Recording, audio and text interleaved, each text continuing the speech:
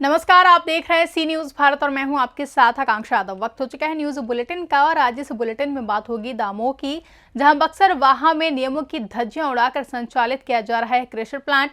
साथ ही चर्चा होगी गुना की, जहां एकल समिति ने छात्राओं को सम्मानित कर किया रवाना, और बात होगी कन्नौज की, जहां सड़क सुरक्षा पखवाड़े का हुआ समापन। तो चलिए जानते हैं इन सभी खबरों को विस्तार से। महाराजगंज जनपद के भारत नेपाल की सुनौली सीमा पर अवैध रूप से फर्जी दस्तावेज के जरिए भारत से नेपाल जा रहे 6 ईरानी नागरिकों को सुरक्षा एजेंसियों ने आज गिरफ्तार कर लिया है। गिरफ्तार किए गए ईरानी नागरिकों में से 2 महिला और 4 पुरुष हैं। ईरानी नागरिकों द्वारा अपने वीजा पर फर्जी स्टाम्प लगाकर अवैध रूप से नेपाल जाने की फिराक में थे, तभी सुरक्षा एजेंसियों ने शक के आधार पर उन्हें धर दबोचा। पुलिस ने ईरानी नागरिकों के खिलाफ 14 विदेशी अधिनियम व फर्जी दस्तावेज तैयार करने के तहत आईसीपी का केस दर्ज कर जेल भेजने की कार्रवाई की है। पुलिस की गिरफ्त में खड़े इन ईरानी नागरिकों का वीजा मार्च 2023 में समाप्त हो गया था, जिसके बाद से ही ये सभी अवैध तरीके से भारत में रह रहे थे। आज से ये सभी अपने वीजा पर फर्जी मोहर लगाकर भारतीय सीमा क्षेत्र से अवैध रूप से नेपाल जाने की फिराक में थे। सीमा पर तैनात सुरक्षा एजेंसियों ने जांच के दौरान संदेह के आधार पर इन ईरानी नागरिकों को इमिग्रेशन को सौंप दिया है, जिसके बाद इमिग्रेशन ने जांच के दौरान इन सभी के वीजा पर लगा स्टाम्प फर्जी पाया। जांच के दौरान पता चला कि उनके भारतीय वीजा मार्च 2023 में ही समाप्त हो गए थे। इसके बाद उन्हें पुलिस को सौंप दिया गया। अपर पुलिस अधीक्षक आतिश सिंह ने बताया कि पकड़े गए ईरानी नागरिकों के खिलाफ 14 विदेशी अधिनियम एवं फर्जी दस्तावेज तैयार करने व धोखाधड़ी का मामला दर्ज कर जेल भेजने की कार्रवाई की है। आइए जानते हैं इस विषय में अपर पुलिस अधीक्षक आतिश सिंह ने क्या कुछ कहा। ये जनपद महाराजगंज के थाना सोनौली क्षेत्र में बॉर्डर पे इमिग्रेशन डिपार्टमेंट द्वारा 6 ईरानी नागरिकों को संदेह के आधार पर पकड़ा गया है। जब उनके डॉक्यूमेंट को चेक किया गया तो उनके पास जो भारत में रहने की अवधि की वीज़ा थी वो मार्च 2023 और अप्रैल 2023 तक ही थी। इसके अलावा पेपर को चेक करने पर यह भी जानकारी हुई कि उन्होंने फर्जी स्टाम्प लगा करके आव्रजन विभाग का, इमिग्रेशन डिपार्टमेंट का, नेपाल में जाने का प्रयास किया। इस आधार पे इमिग्रेशन डिपार्टमेंट द्वारा थाना सोनौली पे एक तहरीर दी गई है, जिसमें इन 6 ईरानी नागरिक, जिसमें 2 महिलाएं हैं जबकि 4 पुरुष हैं, जिसमें 2 नाबालिग भी हैं, इनके विरुद्ध तहरीर दी गई है कि इनके द्वारा भारत में अनधिकृत रूप से रहने और फर्जी स्टाम्प इमिग्रेशन डिपार्टमेंट का बनवाने और नेपाल में अनधिकृत रूप से प्रवेश करने के प्रयास के संबंध में थाना सोनौली पर एक अभियोग पंजीकृत किया जा रहा है। यह अभियोग 14 विदेशी अधिनियम 467-68-71 का पंजीकृत किया जा रहा है। इसमें थाना प्रभारी को निर्देशित किया गया है कि सभी बिंदुओं पर गहनता से समीक्षा करते हुए इसमें अग्रिम विधिक कार्रवाई करना सुनिश्चित करें। महाराजगंज से सी न्यूज संवाददाता अंगद शर्मा के साथ श्रवण यादव की रिपोर्ट।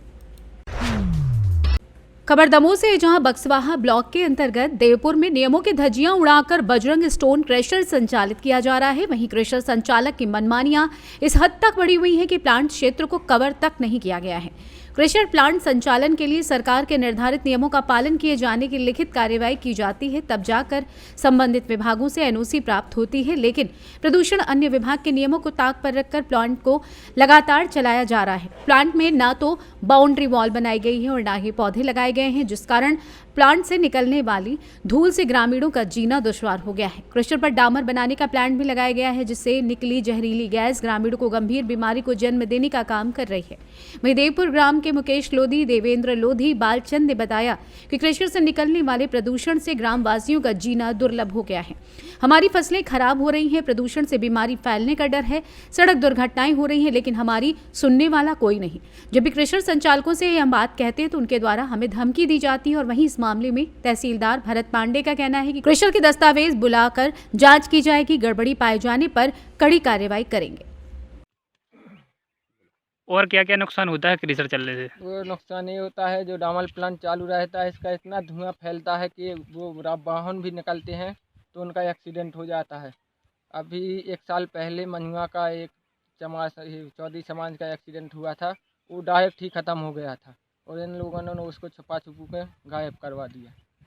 और हम लोग यहाँ रहते हैं खेत पे तो डर लगता है, बोलते हैं मगर तो चलेगा, ऐसा वैसा मानते नहीं हैं। तो देवेंद्र लोधी। क्या समस्या है? सर ये क्रेशर लगी है, उसके बाजू में हमारी 2 एकड़ की ज़मीन है। 2 साल पहले हमारे पिताजी है ना बेचते, आज हम देखें उसमें कुछ नहीं निकलता है और घास भी होती है तो वो ढोर खाते हैं, ढोर भी बीमार पड़ रहे हैं। डामर प्लांट से जो कि धुआं निकलता है उससे इतनी बदबू फैलती है कि खाना नहीं खा पाते, हारे आते हैं तो। और फसल तो बिल्कुल जान की भी नहीं हो रही है। ये अगर रतेबा भी काटो तो ढोल नहीं खाते हैं, और इनको रोकते हैं तो बोलते हैं जिसको बोलना है बोलियो। कहाँ का है क्रेशर संचालक? संचालक है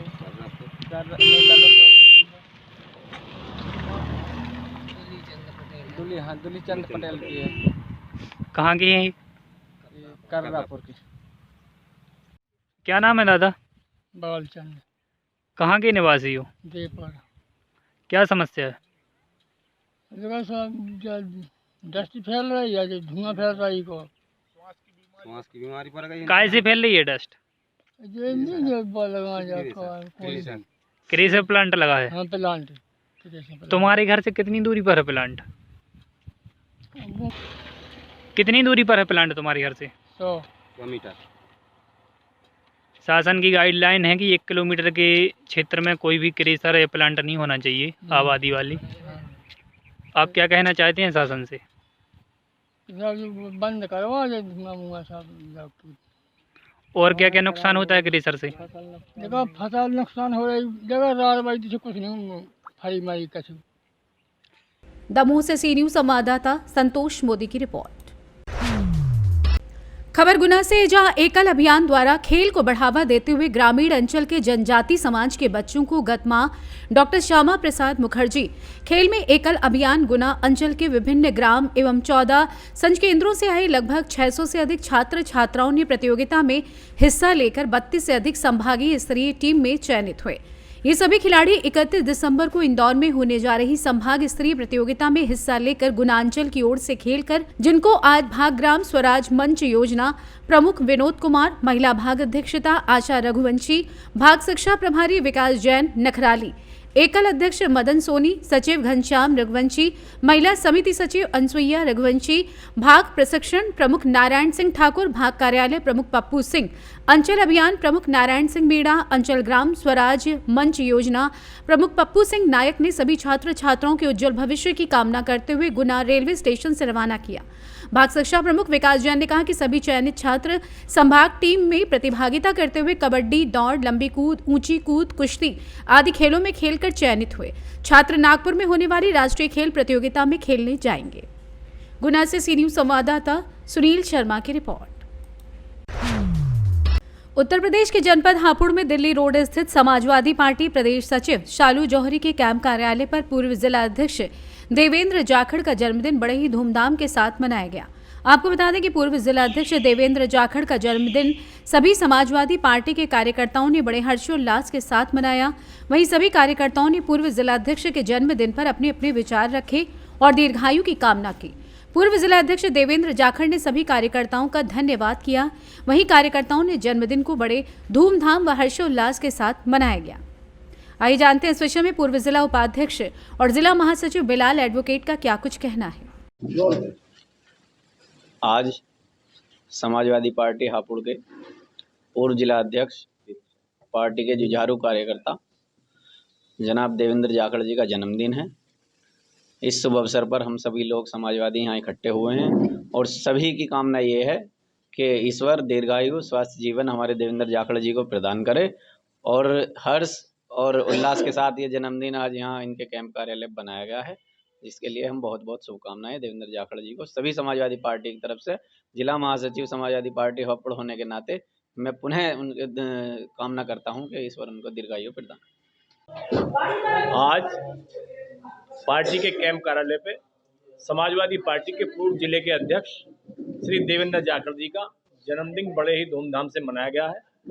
मैं देवेंद्र जाखड़ को और पार्टी के सभी कार्यकर्ताओं को उनकी दीर्घ आयु की कामना करता हूं और जिस प्रकार से समाजवादी पार्टी फल फूल रही है, समाजवादी पार्टी भी इसी प्रकार से फल फूलती रहे और आने वाले 24 में 80 की 80 सीट समाजवादी पार्टी को प्रभु परमपिता परमात्मा देने का काम करेंगे। यही मेरी शुभकामना है। हापुड़ से सी न्यूज संवाददाता सुनील कुमार की रिपोर्ट। खबर कन्नौज से, जहां सड़क सुरक्षा पखवाड़े का हुआ समापन। 15 दिन चले अभियान में परिवहन विभाग ने चलाए कई अभियान।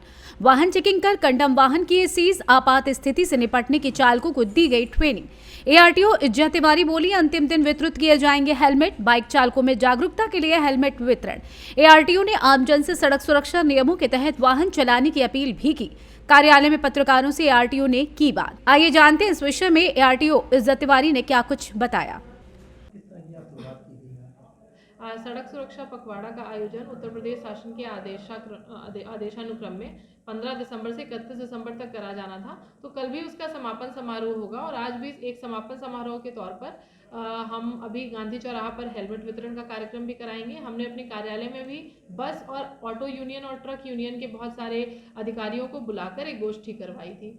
इसके अलावा इस पूरे 15 दिन के समय काल में परिवहन विभाग द्वारा बहुत सी गतिविधियों का आयोजन कराया गया, जिसमें मुख्यतः था उद्घाटन जो हमने तिरवा चौराहे पर करवाया, जिसमें हमने माननीय विधायिका जी श्रीमती अर्चना पांडे जी को बुलाया। उसमें आदरणीय जिलाधिकारी महोदय, आदरणीय एसपी साहब भी मौजूद रहे और जनता को जो है अवेयर कराया गया। इसी के साथ हमने रेट्रो रिफ्लेक्टिव टेप जो है वो कई चौराहों पर, यहाँ से लेकर छिबरा मऊ तक अलग अलग चौराहों पर मैंने और मेरी पीटीओ श्रीमती सुनीता सैनी जी द्वारा लगवाए गए। साथ ही हम लोगों ने जिला अस्पताल के साथ मिलकर, मेडिकल कॉलेज के साथ मिलकर ये एनएच पर जितने भी ढाबे वाले हैं और जितने भी ये बस ड्राइवर हैं, ऑटो ड्राइवर हैं, इन सब लोगों की एक बेसिक सीपीआर ट्रेनिंग करवाई, जिसमें कि अगर कोई व्यक्ति सड़क पर अचानक उसको हृदयघात होता है, हार्ट अटैक आता है, तो उसकी जान बचाई जा सकती है, उसकी एक ट्रेनिंग करवाई गई। इसके अलावा शिक्षा विभाग द्वारा, पीडब्ल्यूडी विभाग द्वारा, मेडिकल विभाग द्वारा भी अन्य बहुत से कार्यक्रम करवाए गए। परिवहन विभाग द्वारा मेजरली बहुत से अभियान भी चलाए गए, जिसमें ड्रंक एंड ड्राइविंग का अभियान चलवाया गया, ओवरलोडिंग के विरुद्ध अभियान चलाया गया। हमारे ये सभी जो अभियान हैं कन्नौज जनपद में आंकड़ों के अनुसार बहुत सफल रहे। ओवरलोडिंग में हमने कम से कम 20 से 25 ट्रकों को इस पूरे 15 दिन के समय काल में बंद किया। ओवरलोडिंग में जो यात्री वाहन है उन पर भी बहुत चालान हुए। हमने प्रयास किया कि इस 15 दिन के समय में लोगों को ज़्यादा से ज़्यादा परिवहन और सड़क संबंधित जितने भी नियम हैं उसके बारे में जागरूक किया जाए। आगे चूंकि ये देश जनता का है, जनपद जनता का है, तो उनसे सभी से यही अनुरोध है कि जब सड़क पर चलें तो सड़क सुरक्षा के सभी नियमों का पालन जरूर करें। बहुत बहुत धन्यवाद। कन्नौज से कैमरा पर्सन अमीन के साथ सी न्यूज संवाददाता शिबू सैनी की रिपोर्ट। खबर प्रतापगढ़ के पट्टी बाजार से है, जहां शुक्रवार को रात्रि विश्राम के बाद शनिवार की सुबह पट्टी बाजार में आचार्य विष्णु दत्त के नेतृत्व में पट्टी चेयरमैन अशोक कुमार जायसवाल व भाजपा के कार्यकर्ता एवं व्यापारियों के साथ विकसित भारत संकल्प यात्रा के जन जागरण हेतु सांसद संगम लाल ने निकाली प्रभात फेरी। पट्टी बाजार मेन रोड पर स्थित श्री राम जानकी मंदिर में साथियों संग दर्शन पूजन कर लोक कल्याण की कामना की। पट्टी विधानसभा के नवनिर्वाचित वार्ड नंबर 7 के सभासद गौरव श्रीवास्तव के यहाँ शिष्टाचार भेंट कर उनका हाल चाल लिया और उन्हें विकसित भारत संकल्प यात्रा के तहत मोदी की गारंटी के बारे में विस्तार से बताया। वहीं प्रभात फेरी के समय बाईपास रोड पट्टी में बाईपास कैफे पर चाय की चुस्की के साथ विकसित भारत संकल्प यात्रा के तहत मोदी गारंटी एवं वोकल फॉर लोकल को बढ़ावा देने के लिए नगरवासियों से आग्रह किया। राजपूत चौराहा पहुंचते ही बहादुर सिंह की प्रतिमा पर माला पहनाकर श्रद्धा सुमन अर्पित किए। वहीं से पुनः सिविल लाइन होते हुए डाक बंगले पहुंचकर अपनी प्रभात फेरी को समापन किया। और जब सांसद से 2024 चुनाव के विषय में पूछा गया तो उन्होंने क्या कुछ कहा, आइए आपको सुनवाते हैं।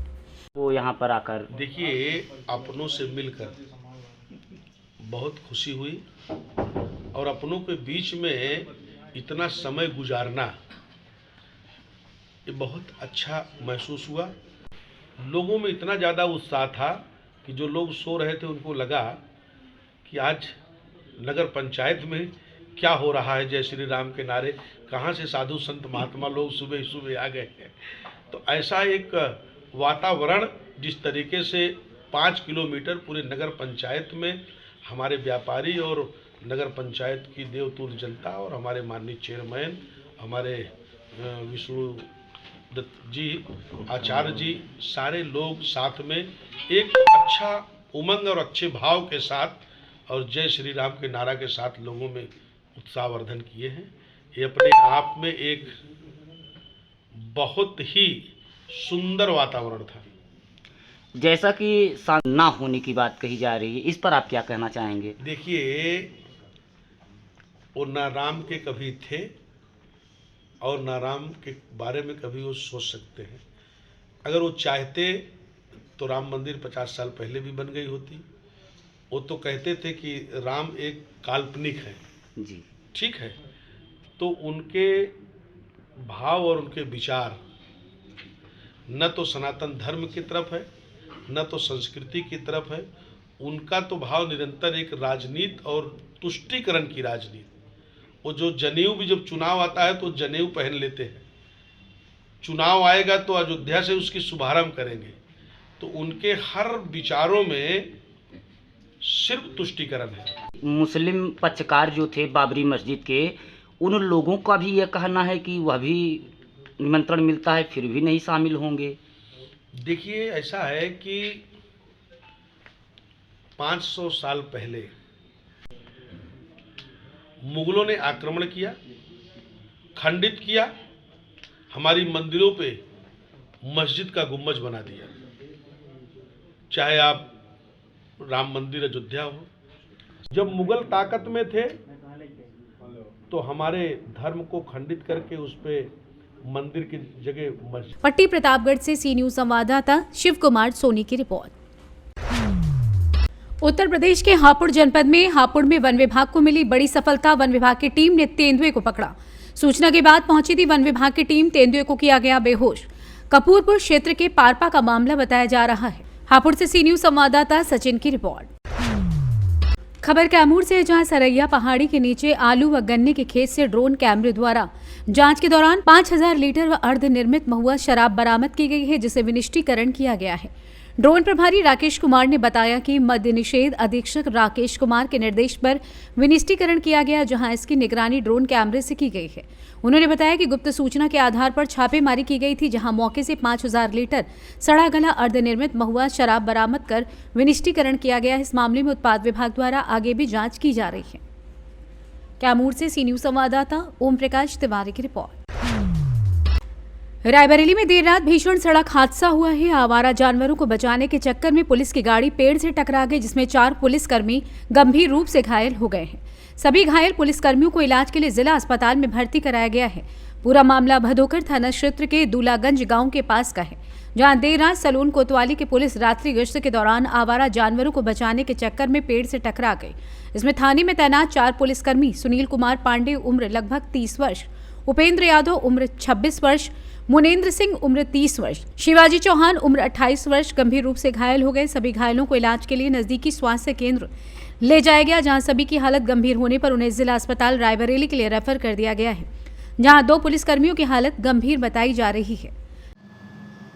डॉक्टर साहब क्या परिचय है? डॉक्टर अनुराग शुक्ला, यूमो डिस्ट्रिक्ट हॉस्पिटल रायबरेली। डॉक्टर साहब, कुछ पुलिस वाले घायल आए हैं, एक्सीडेंट हो गया, क्या है मामला? ये हमारे पास 4 पुलिसकर्मी घायल अवस्था में 108 एम्बुलेंस द्वारा तथा पुलिसकर्मियों द्वारा लिया गया। बताया जा रहा है रोड एक्सीडेंट के दौरान वो लोग घायल हो गए थे, जिसमें एक सुनील कुमार पांडे, उपेंद्र यादव, मुनेन्द्र सिंह तथा एक शिवाजी चौहान है, जिनकी स्थिति गंभीर बनी हुई है। भर्ती करके उनका इलाज चल रहा है अभी। रायबरेली से सी न्यूज संवाददाता मृदुलेश त्रिपाठी की रिपोर्ट। फिलहाल के लिए न्यूज बुलेटिन में बस इतना ही। देश और दुनिया की तमाम बड़ी खबरों के लिए देखते रहें सी न्यूज भारत। हर खबर आपके साथ, आपके हाथ।